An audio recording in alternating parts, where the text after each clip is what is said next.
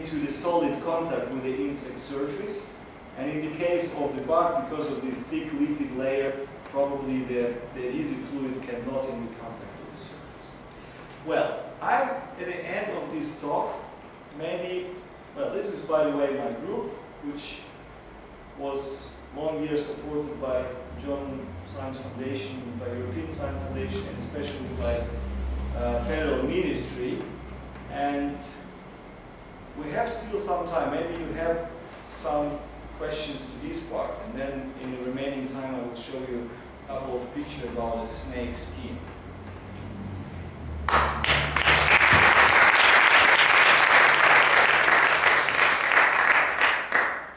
Any question to anti-adhesion in class? Or adhesion? Have you measured also the normal adhesion strength or just the shear strength? In which experiment? For which animal? In all your experiment, you show us a shear strength. For example, using the experimental apparatus that you have described. This one. This one, but also the other one. But in any case, in this case, of course, you can measure only shear. Because the problem is, if you pull the animal vertically from the surface, you have no defined contact, because animals try to do something with the legs, and at the level of the contact breakage, there is no defined contact area.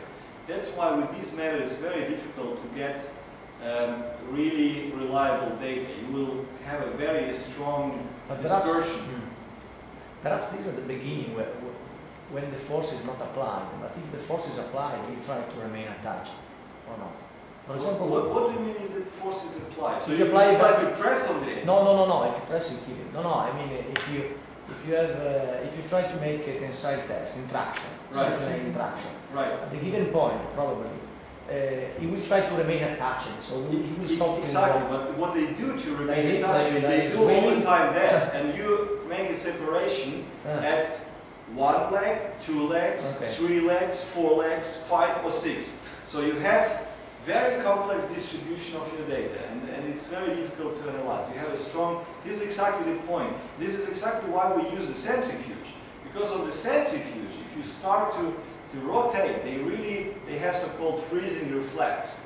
Exactly. They freeze to the centrifuge, and then they detach with all 6 legs. So you can. They don't do that. They just freeze. But if you pull here, they don't freeze. You can use in the other the centrifuge machine. Exactly. Have you tried? Yes, sure. Okay. But there is a minimum. Can you detect the minimum also in the normal adhesion? It's a function of the roughness. So. Yes, absolutely.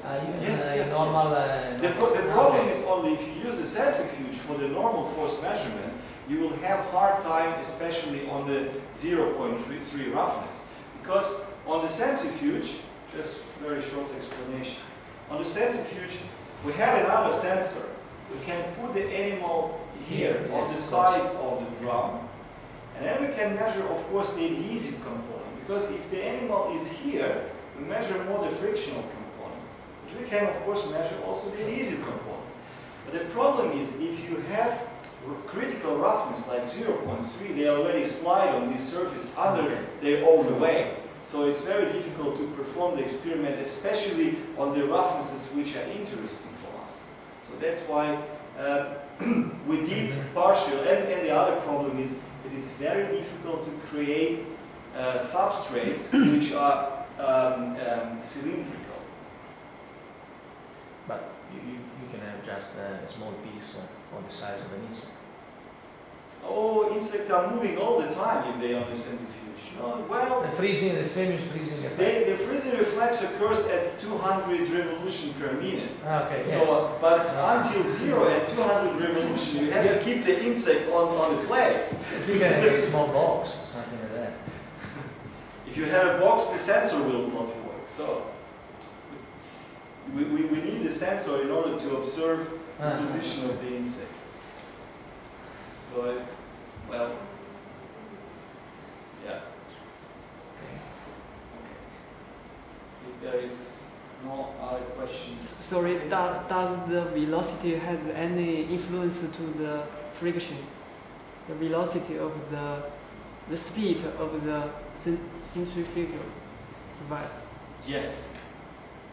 But you measure just the We final measure, of value. course, we have a certain condition we use for comparison for all these kind of experiments. So we normally use the acceleration. We start with 20 revolutions per minute. This is the speed we put the insect. This is, you can manage it, and we accelerate in 20 seconds to 3,000 revolutions per minute. So this is the standard acceleration we use for the most of the experiments. But we can accelerate much faster. So we did these kind of things, and the result is the faster you accelerate, the stronger is the adhesion. They can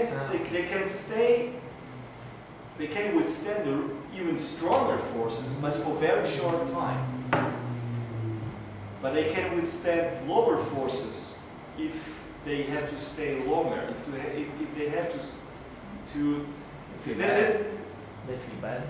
no, I don't think so. I think they can work. They just get tired, maybe. But why cannot put the gecko? Because it's too big. Because it's too big, Yeah. and we don't want to the gecko at you know.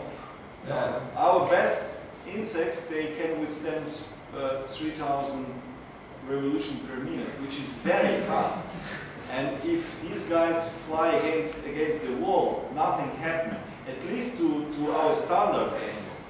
Because if you take if you take, for example, spiders, they can really generate very strong forces. We never measure them on the centrifuge because they have such a fragile abdomen that they will be completely, they will explode if they hit against the wall. So we can only test animals which are very robust, like beetles or flies. And there are not that many possibilities. If they adhere well, and we will also observe cases when, for example, the half of the body of the spider was just ripped off by the centrifuge force, because they have a really strong adhesion. So I wouldn't put gecko on it, because otherwise I would be killed by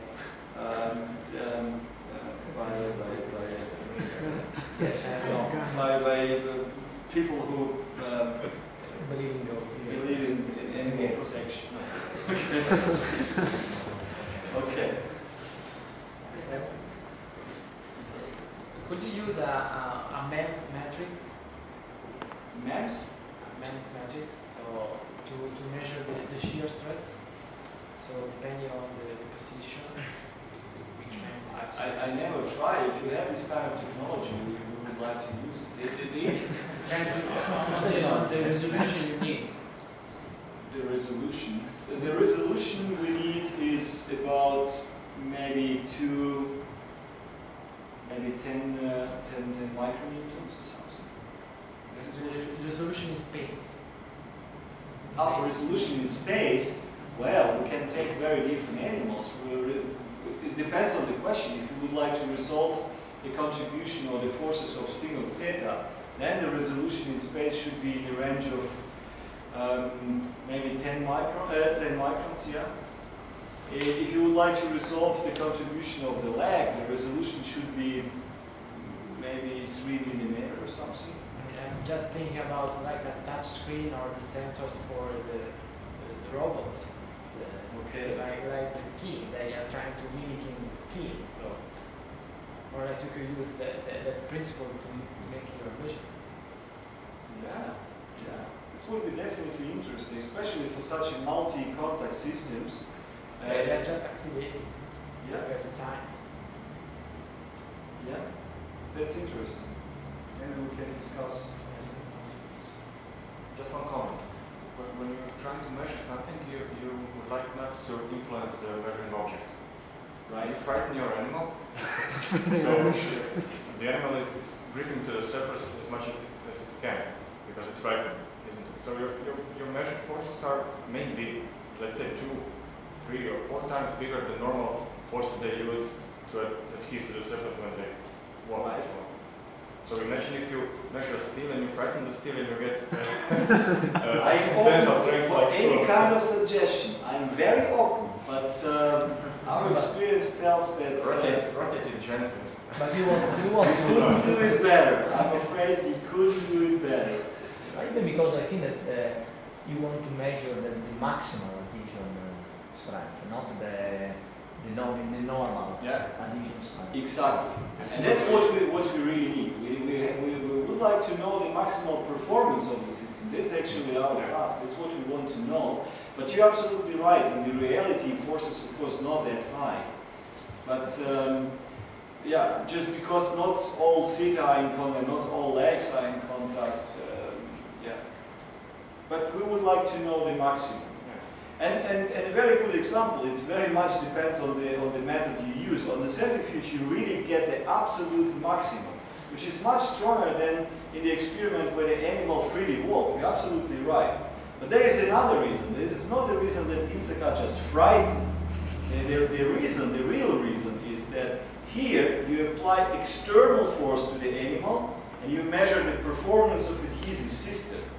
But if you let the animal walk, then you measure just performance of muscular system, which is pulling your thread. This is not the maximum which adhesive system can produce. That's why even if we let animal walk and let them pull on a thread, we didn't measure the maximal performance because it is just restricted to the force animal can produce by their muscular system.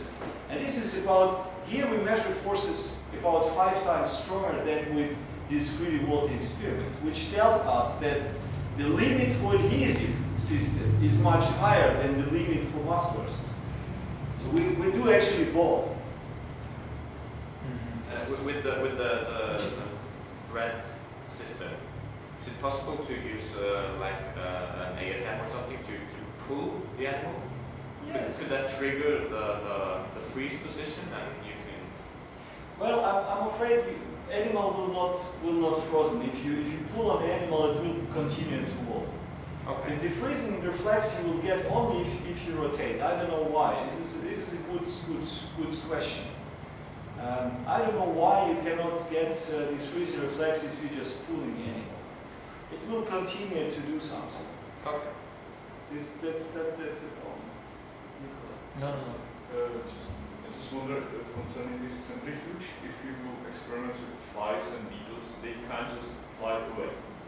Right. Very good question. I was a little bit afraid. You can guess at least 2 tricks to prevent. Yes, I can imagine. Okay. You can cut off the wings. Well, but this is not a very elegant way, and I will tell you why. Because if you cut the wings off, you expose, of course, the blood, so the animal will slowly dry. If you would like to use it over a longer time, you have to do another trick, which is much more gentle. You just take like a glue.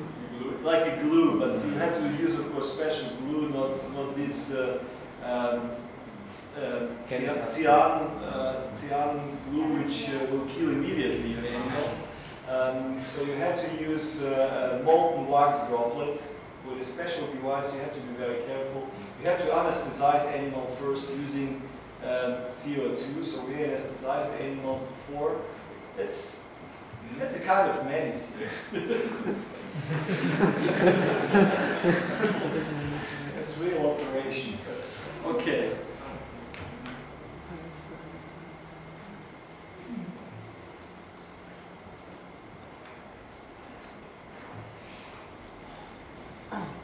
Actually, this is the new working area. We started like 3 years ago.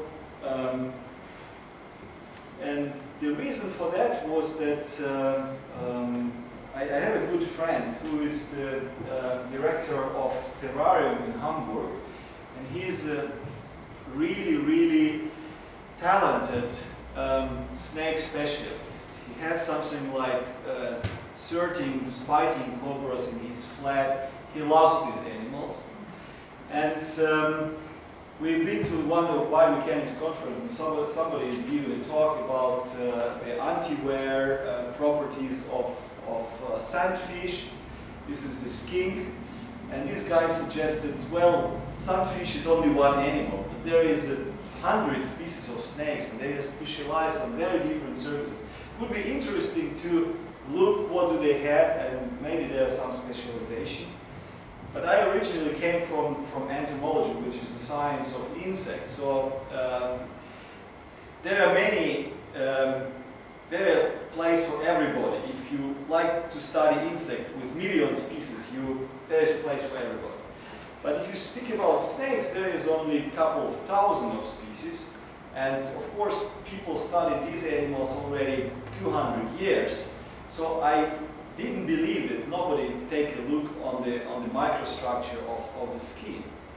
Indeed, if we check the literature, we find out that the dorsal part, the back, is studied very well. There are books written about the back of the snake, because it is colorful. It is important for systematics to describe new species, and it is very diverse.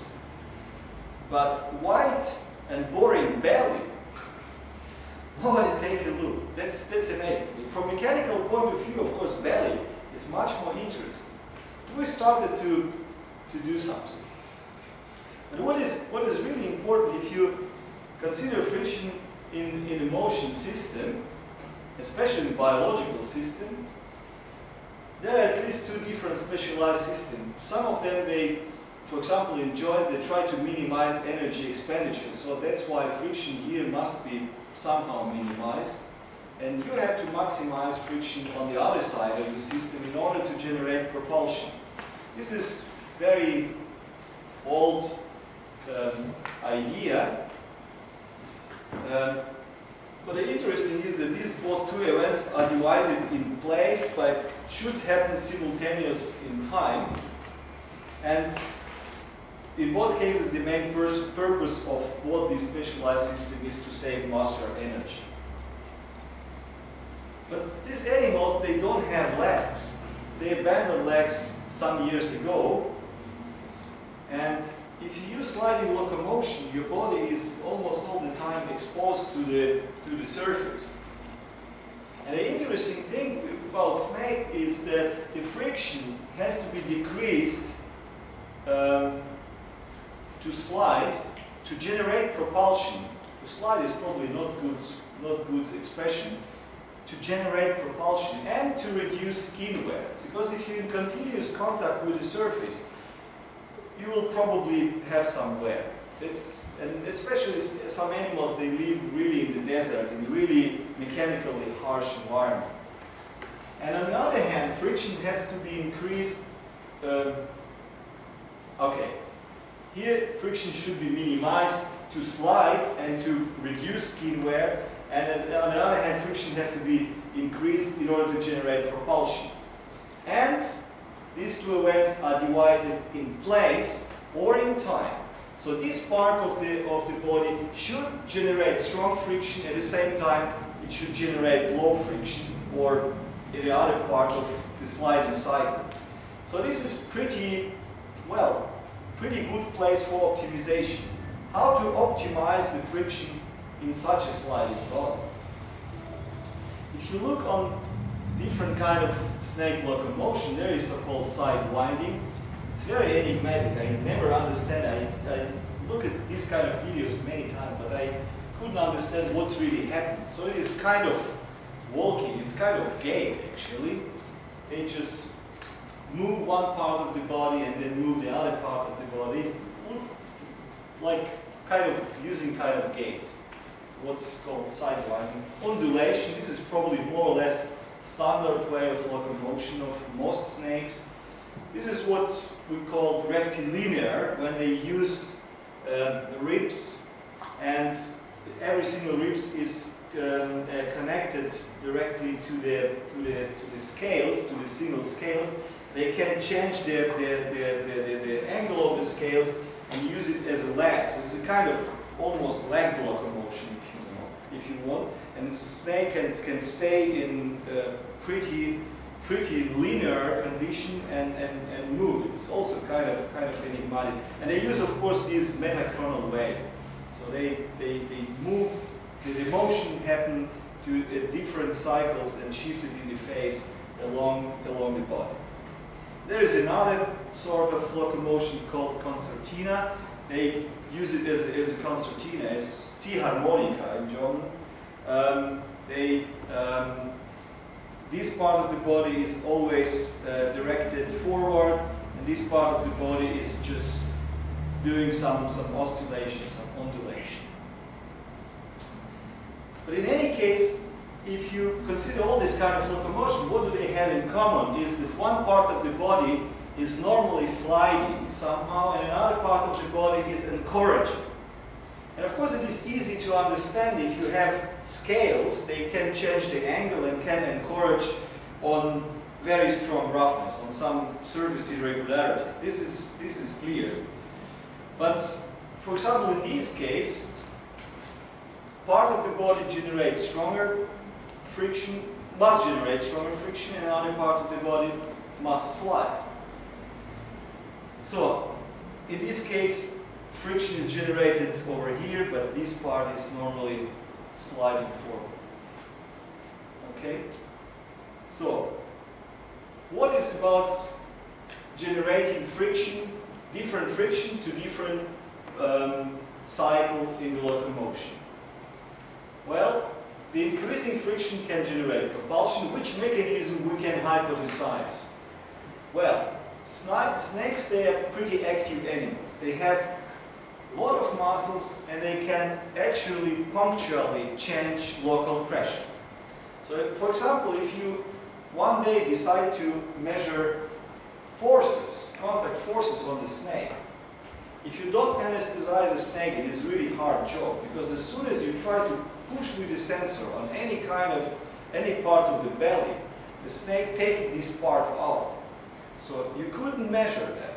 So you can do it only on anesthetized snake. So that means that snake can very precisely control local pressure. So there's some active mechanism. But maybe there is some passive mechanism, for example, some kind of anisotropic microstructure at the level of the scale. Well, maybe the good idea for the snake is not necessarily reduce or increase friction. Maybe the good idea is to prevent stick and slip, like we discussed that in one of the previous lectures, in order to better control locomotion. Because if you all the time have a stick and slip, you probably couldn't properly control your movement. So what mechanism we can imagine?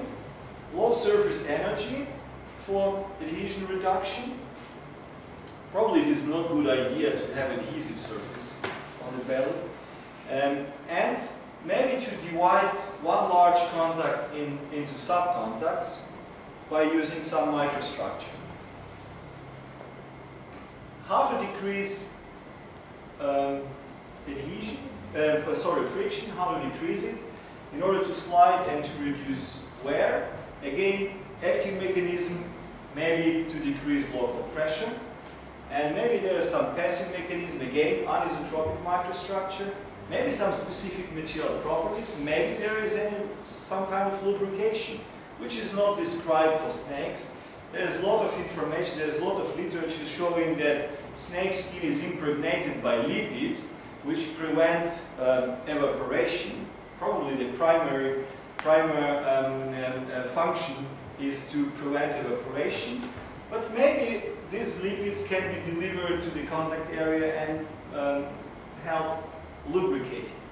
And obviously wear is a real problem in snake. So if you take the skin, after abandoned skin, you will find a lot of scratches on the surface. Okay, as already mentioned, snakes are very diverse. For example, this guy, they don't move that much. They live on the trees and normally sit all the time on the tree. But they are arboreal. They never go to the, only in seldom cases, they go to the bottom. They live on the trees. These guys, they swim in sand. The other guy, they are all rounder. They can climb up a tree on the ground, they can swim in water. And the last species we decided to work with is, again, terrestrial and normally live in this is the Californian king snakes, live in California in the desert areas, so also exposed pretty much to the harsh environment, but not swim in the sun, but on the stone surface. Okay. So let's check. What about their body shape first, and the second question, what about the microstructure on the belly? Well, first of all, snakes have different niches. They have also different evolutionary origin and different cross-section of the body. Most terrestrial snakes, they have a rounded body. There are some big snakes, heavy-bodied, which are also terrestrial, but they have flattened body. This is unclear. Fossorial species which can burrow in sun, they normally have pretty rounded body. And arboreal or aquatic, they have this flattened but in another direction. They have a compressed body. For example, most of the sea snake, they look like a fish actually. Okay. Question is, do they have similar surface microstructure, similar material structure, and similar tribological properties? Of course we don't know that, but if we look first on the structure. Structure is always the key for further idea. Of course, if you look on the surface of the scale, there are two parts of the scale. The one part is hidden because the other scale is covering it. And there is some exposed part, exposed. And you see that the hidden part of the scale is completely different compared to the exposed part. This is more or less uniform, has a lot of kind of pores. And this part contains little teeth, which, well, maybe 2 microns, maybe 1 micron long, and maybe 200 nanometer width. So that means they have a micro and even nanoscopical structures, which is highly anisotropic. So I can guess that there is a kind of adaptation from here to here. These animals, they are pretty smooth. Well, in the hidden part, they also have kind of pores, but in the exposed part, on the belly, they are very smooth. Well, for this animal, I have only the picture for the exposed part. Again, you see some anisotropic orientation of some features. This is the longitudinal axis of the body, and this is the transversal axis of the body. And last but not least, this guy.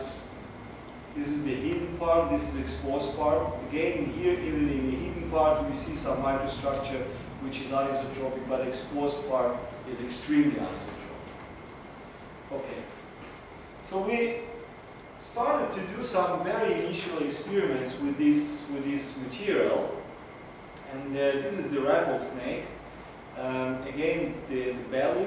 Here you see also, this is actually a little bit better picture. So you see even some pores, which we think are good candidates to hypothesize that maybe some fluid can be delivered in the contact area. But we still don't know if there are any effect of the fluid. Okay, what we did is that we taken the smooth polymer made of epoxy resin and measured it on measured sliding angle on different roughnesses. The result was that with increasing roughness, we measure increasing angle. That means the friction will slightly increase. But if you do it for the rattlesnake skin mold made of the same polymer, then you see the pretty reverse effect. So with increasing roughness, you see, well, we use only 3 roughnesses in smooth surface, but still you see some decreasing friction on the rough surfaces. So we think that maybe this specific structure is designed in order to increase friction, at least on some degrees of roughnesses in the nature. So then we did, well, this was a very preliminary experiment just to get some information. Is there any effect in all with this microstructure? And then we did some experiments on the real scale of the snake. So we're taking this garden boa, and we test the dorsal scale, lateral scale, means side scale, and the ventral and the belly scale. And this is the hidden part and exposed part.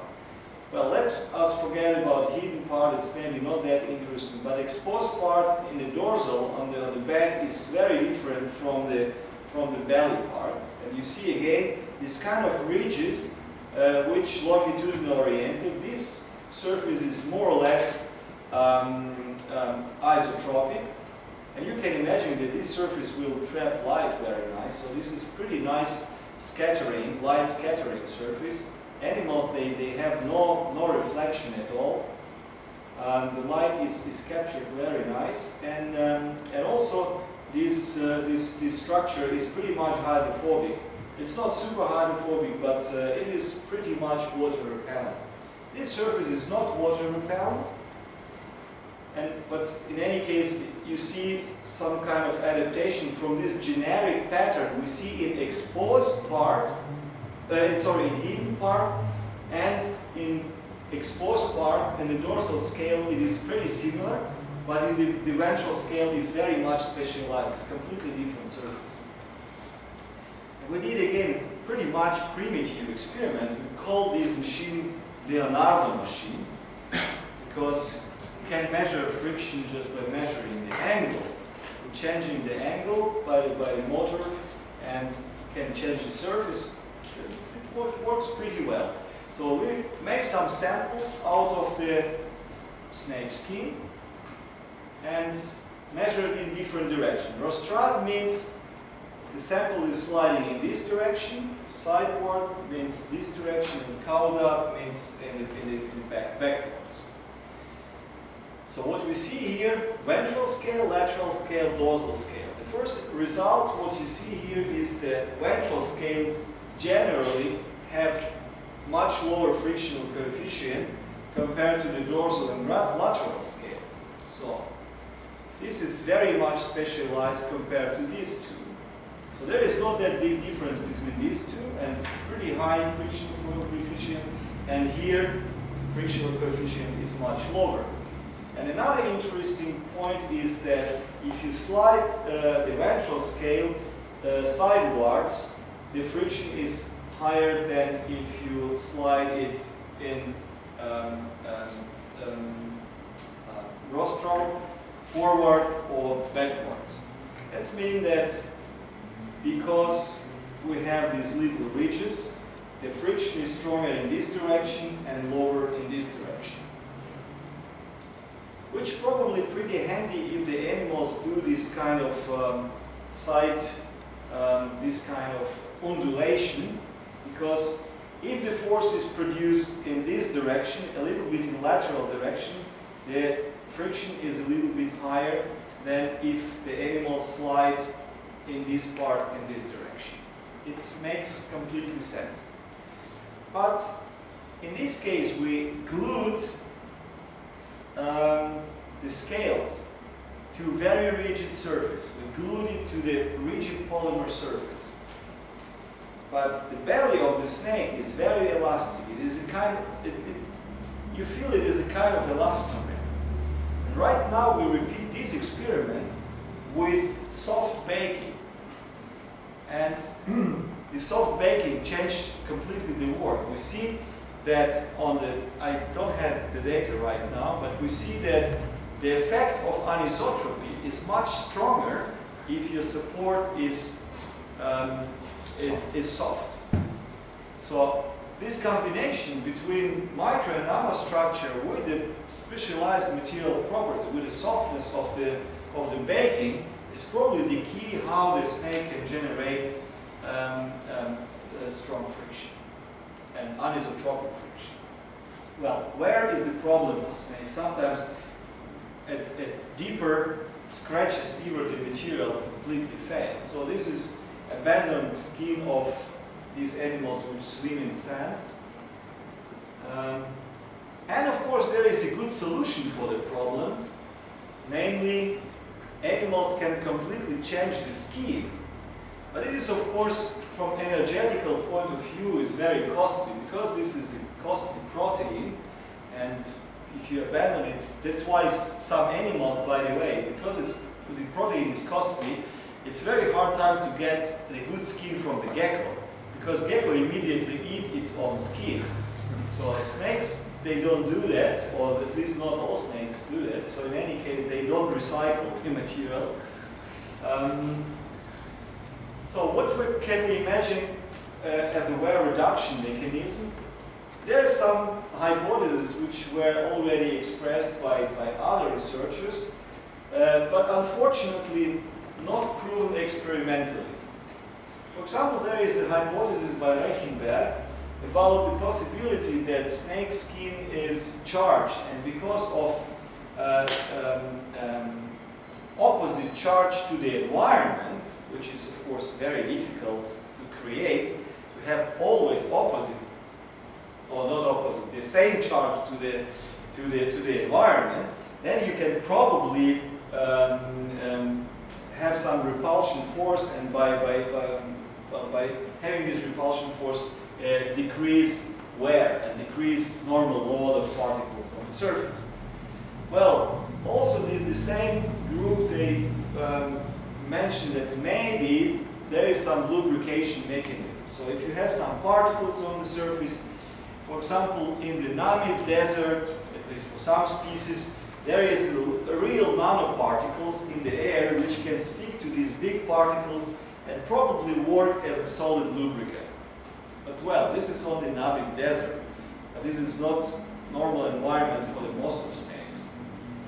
Well, maybe there is, this is actually our hypothesis, maybe there is some fluid which snake can generate in very little portion in order to lubricate. Microstructure, of course, can play some role, but we don't know what is the role of microstructure. Microstructure can fail first and keep the rest of the surface intact. We don't know, but there is some strong opinion that microstructure can play the role to prevent wear, but there is no real proof of that.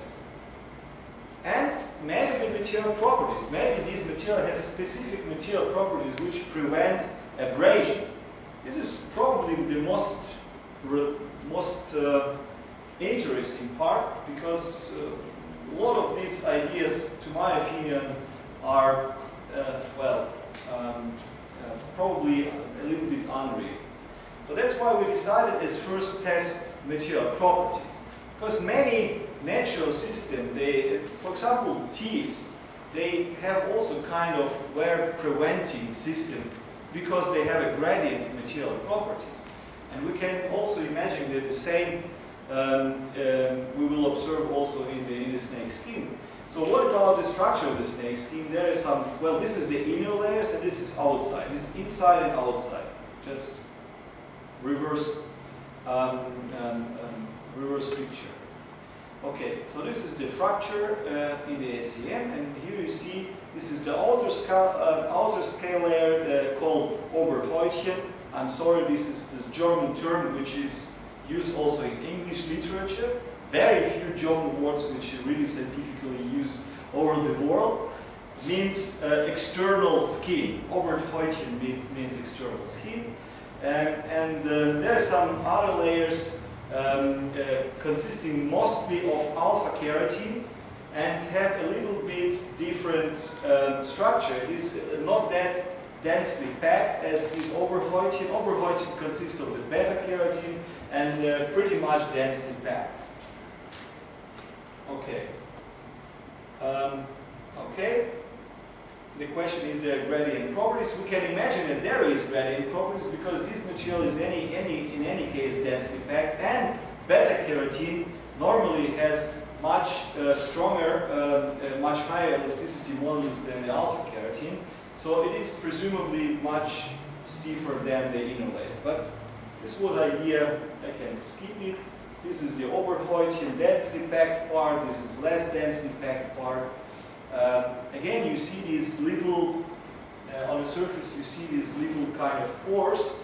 And very often you see kind of fluid, but, well, we maybe misinterpreted it as a fluid, but, you know, we still have the hypothesis that maybe they are lubrication mechanism.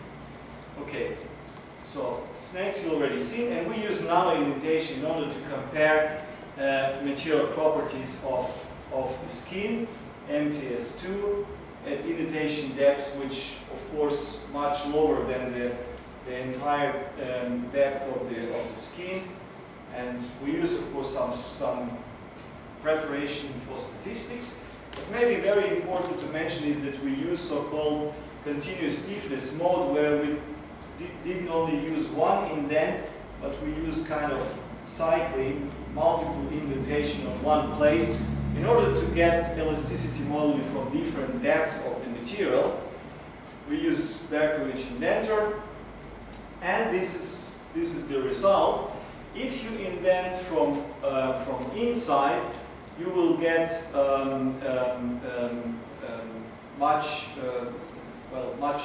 you measure much softer material than you measure it from outside in general. But if you plot the modulus over the indentation depth, you see that if you go from the outside, your modulus is pretty strong in the beginning, but then it will be lower and lower. And if you go from inside, the modulus will be stronger and stronger. That means that you indeed, and they of course converge at certain indentation depth. So that means that this material indeed has a gradient material properties, much stiffer outside and softer inside. If you compare hardness, you see the same effect for the inner scale layer, but for the outer scale layer, it is hard to say. Okay, what is the explanation for that? Maybe if you have no gradient, the stress will be concentrated at the tip of the particle, and probably you will generate scratch or crack in the material. But if you have a gradient of material properties, maybe the force will be distributed over a larger area, and maybe then there is a less danger that material will be damaged. This is the idea behind the study. But interestingly, we didn't see that big differences between different snakes. In spite of use of different environments, the properties of inner and outer scale layers, they are pretty much comparable within or between different animals. And the same is for the hardness. Different animals, they have outside and inside, well, outside have the same hardness and inside have the same hardness, but of course it is different between inside and outside. But we were very surprised not to see very strong specialization of material properties of these very, very different snake species. But where do we see specialization is the thickness of the skin. For example, these animals, they have 40 microns, 20 microns, 9 microns, and 12 microns. So having the same material properties but having different thickness, of course the behavior of such a bendable plate will be very different on different surface roughness. So we still don't understand that, why it is important, but in any case the combination of the same material properties with different thickness will probably generate different contact on different surfaces. Well, this is just a question about lubricating fluid. So you see some kind of materials which sometimes can be peeled off of the surface of the skin. It is kind of print, but we don't know. And here you see some kind of, well, residues coming out of the pores. Okay, I'm at the end of my talk. I would just like to summarize a little bit the current state of this snakeskin project.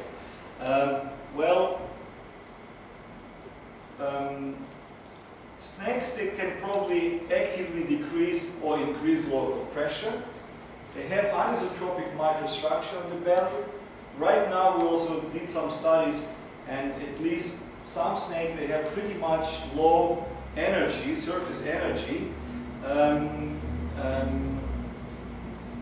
Well, they have of course multiple sliding contacts because scales, they are connected through some joint-like systems, but they can of course operate independently. They have gradient in material properties, and probably they have a lubricant. And the functions: friction decrease, friction increase, stick slip reduction, wear reduction. I can skip the conclusion and just say what we're doing right now. We're studying physical-chemical properties, contact angle measurements. We try to estimate surface energy, and also to measure adhesion, just to be sure that adhesion doesn't involve at all in these kind of properties. We also right now try to probe the presence of the lubricant by using IFM. We also measure frictional behavior on anesthetized animals, and also perform the experiment with soft and hard baking. And we also measure the scratching in different direction on dorsal and ventral surface, and use it for snakes using different locomotion modes. So I'm really at the end of my talk. Sorry for taking your time. So if you have some questions, I'm happy to answer.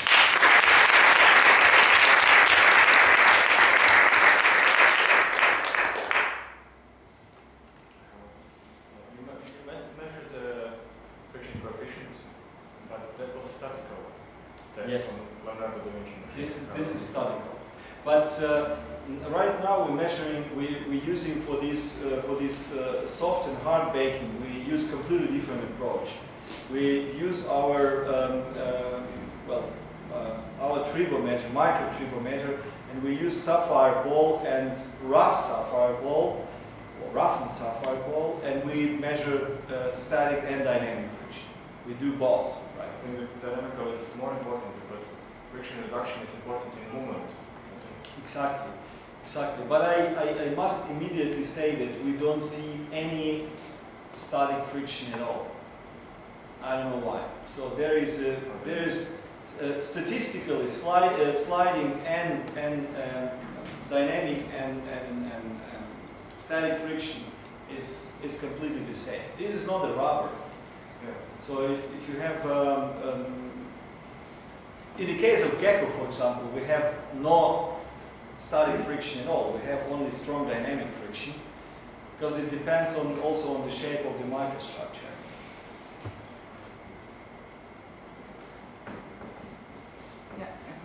You mentioned that the snake may produce lubricant to reduce wear, right? To contribute wear Reduce reduction. wear, maybe to reduce friction. Yeah. I don't say that they use lubricant. I say that maybe there is some very weak evidences. My concern is that the lubricant may make the snake skin easily become dirty. Yeah. Dirty? Yeah. Well, it depends. It depends on the lubricant. It depends on the amount of lubricant. If there is just a couple of monolayer, why it should be dirty? Maybe the lubricant And another point, sorry, from the insect business, we discussed this self-cleaning system in insects. In the gecko, it is probably a purely structural feature why the gecko material is self-cleaning. But in case of insect, they continuously generate fluid, and there is some evidence that this fluid has also very important role in rinsing particles.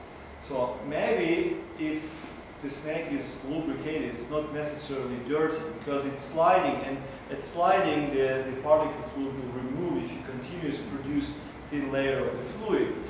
I don't think it is argument which is very contradictory to the role of the lubricant.